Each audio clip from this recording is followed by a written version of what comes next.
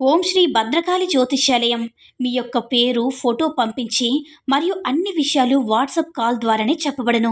వ్యాపార అభివృద్ధి, ఉద్యోగ సమస్యలు, ప్రేమ, పెళ్లి సమస్యలు, విదేశీ ప్రయాణం, ఎలాంటి సమస్య అయినా సరే ఎక్కడెక్కడో జ్యోతిష్యం చెప్పించుకొని అది నెరవేర్లని బాధపడుతున్నారా? స్త్రీ పురుష వశీకరణం ప్రత్యేకమైన పూజలు చేసి 100% పరిష్కరించబడను. గురువు గారి ఫోన్ నంబర్ 9881559967. ఓం శ్రీ మాత్రే నమః. ఓం శ్రీ వారాహిదేవ్యే నమః. అమ్మవారి భక్తులందరూ కూడా నమస్కారం అండి.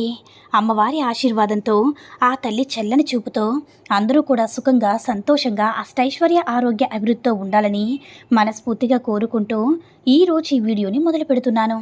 ఈరోజు వీడియో ఏంటంటే, మీరు 11 లవంగాలతోటి రహస్యంగా ఈ పరిహారం చేసినట్లయితే కనుక మీరు ఎవరినైతే కోరుకుని చేస్తారో, సొంతం కావాలని ఎవరైతే మేము చెప్పినట్లు వినాలి, మాకు అనుకూలంగా వారు లేరు, మమ్మల్ని ఇబ్బంది పెడుతున్నారని చెప్పి ఏ వ్యక్తి గురించి అయితే మీరు మానసికంగా బాధపడుతున్నారో అలాంటి వాళ్ళని మీ సొంతం చేసుకోవడానికి ఈ లవంగాల పరిహారం అనేది చాలా అంటే చాలా పవర్ఫుల్గా పనిచేస్తుంది.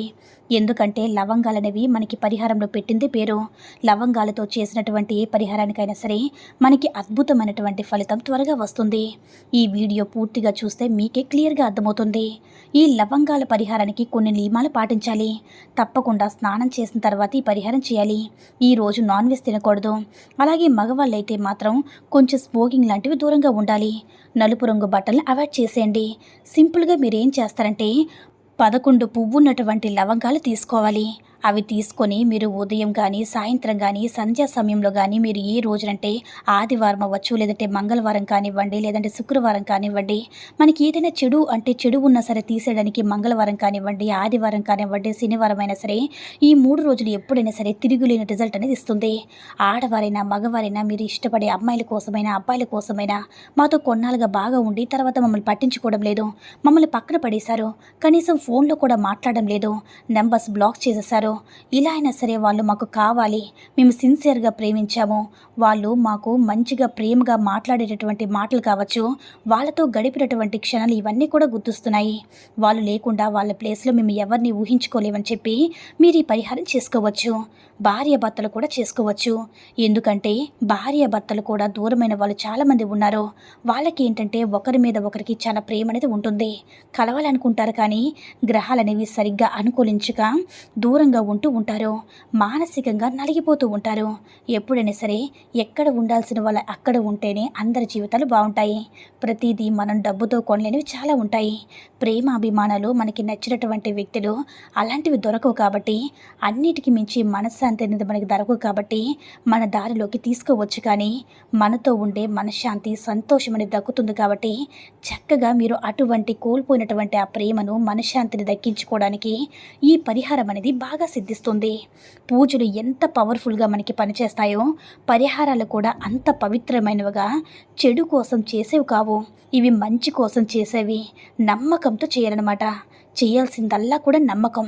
నమ్మకం ఉంటే చాలు, రిజల్ట్ అయితే తప్పకుండా వస్తుంది. నష్టమైతే ఏది లేదు కాబట్టి నమ్మకంతో చేయండి. ఇప్పుడు ఆ పరిహారం ఎలా చేస్తారంటే 11 పువ్వున్నటువంటి లవంగాలు తీసుకోవాలి. అవి తీసుకున్న తర్వాత మీరు ఏం చేస్తారంటే జిల్లేడు ఆకులు ఉంటాయి కదా, జిల్లేడు చెట్టు మనకి పక్కన ప్లేస్ ఖాళీలో ఉంటాయి కదా, అలాంటి ఖాళీ ప్రదేశంలో జిల్లేడు చెట్లు విపరీతంగా పెరుగుతూ ఉంటాయి. జిల్లేడు చెట్లు 2 రకాలుగా ఉంటాయి.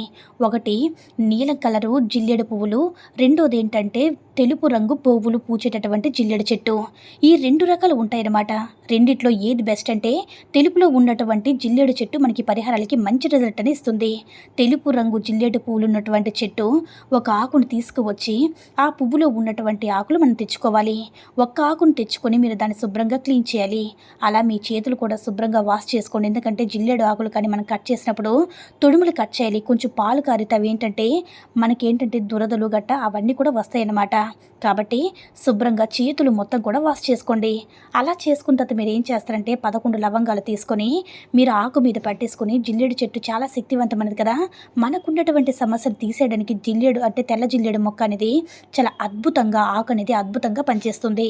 ఈ ఆకు మీద వచ్చేటప్పటికి 11 లవంగాలు పెట్టేసి మీరు ఏం చేస్తారంటే మర్చిపోకుండా ఆ తెల్ల జిల్లేడు మొక్కకి బెల్లం కలిపినటువంటి నీటిని పోయాలి.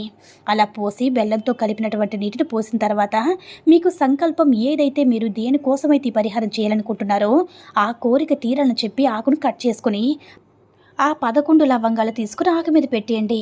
అలా పెట్టిన తర్వాత మీరు మనస్ఫూర్తిగా సంకల్పం చెప్పుకోండి.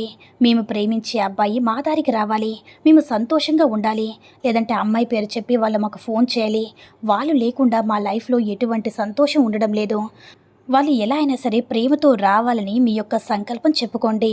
అలా సంకల్పం చెప్పుకున్న తర్వాత మీరు ఆ ఆకుతో ఉన్నటువంటి లవంగాలు చుట్టేసి ఆకు నలిగిన ఇబ్బంది ఏమీ లేవో అవి పట్టించుకోకుండా మీరు తల చుట్టూ కూడా 11 సార్లు తిప్పేసుకోవాలి.